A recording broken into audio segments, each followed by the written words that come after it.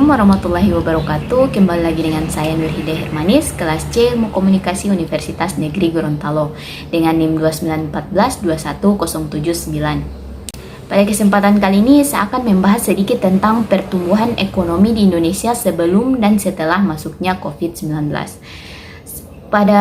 Seperti yang kita ketahui, COVID-19 masuk di Indonesia pada Maret 2020.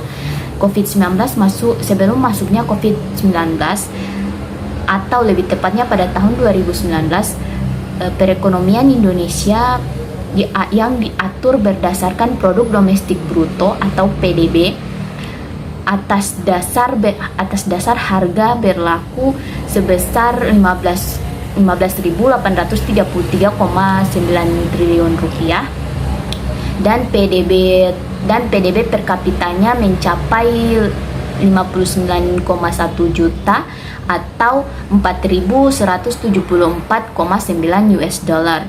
Ekonomi Indonesia pada tahun 2019 tumbuh sebesar 5,02%, lebih rendah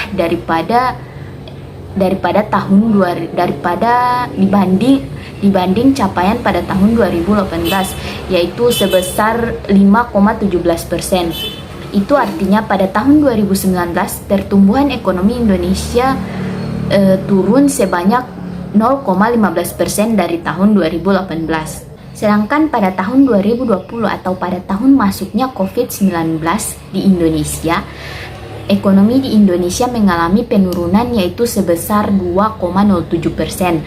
Dengan demikian, selama 3 triwulan berturut-turut pada tahun 2020, Indonesia tercatat mengalami pertumbuhan ekonomi minim. Pada tahun 2020 ini, produk domestik bruto atau PDB atas dasar harga berlaku mencapai 15.434,2 triliun rupiah dan PDB per kapitanya mencapai 56,9 juta atau 3.911,7 US dollar. Sementara ekonomi di Indonesia tahun 2021 tumbuh sebesar 3,69%, lebih tinggi dibanding capaian tahun 2020. Pada triwulan 4 2021 pertumbuhan ekonomi Indonesia mengalami kenaikan sebesar 5,02%.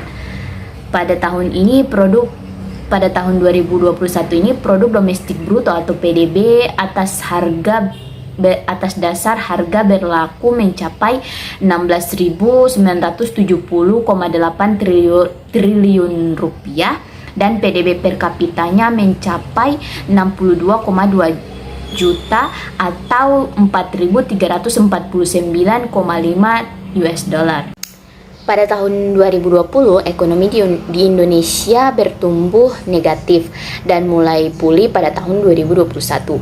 Pada tahun 2021, ekonomi Indonesia mengalami pemulihan akibat dari kebijakan berupa koordinasi fiskal dan moneter yang baik. Hal ini terlihat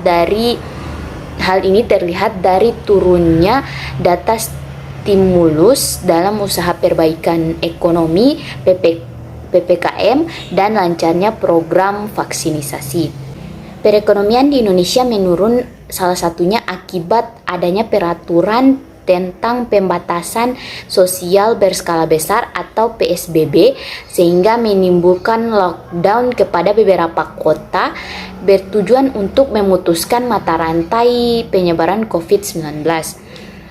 Peraturan ini menyebabkan meningkatnya penurunan perekonomian pada perusahaan formal maupun non-formal. Penurunan perekonomian menyebabkan munculnya pemutusan hubungan kerja atau PHK, disebabkan oleh perusahaan tidak dapat membayar upah yang seharusnya. Tidak hanya itu, penurunan ini banyak yang menyebabkan perusahaan memutuskan untuk gulung tikar atau bangkrut. Ini memperlihatkan bahwa COVID-19 sangat mempengaruhi perekonomian di Indonesia yang ada di Indonesia. bukan hanya di Indonesia saja, tetapi beberapa negara yang terpapar COVID-19 mengalami hal yang serupa juga. Demikian pembahasan singkat dari saya. Mohon maaf apabila ada salah kata. Wassalamualaikum warahmatullahi wabarakatuh.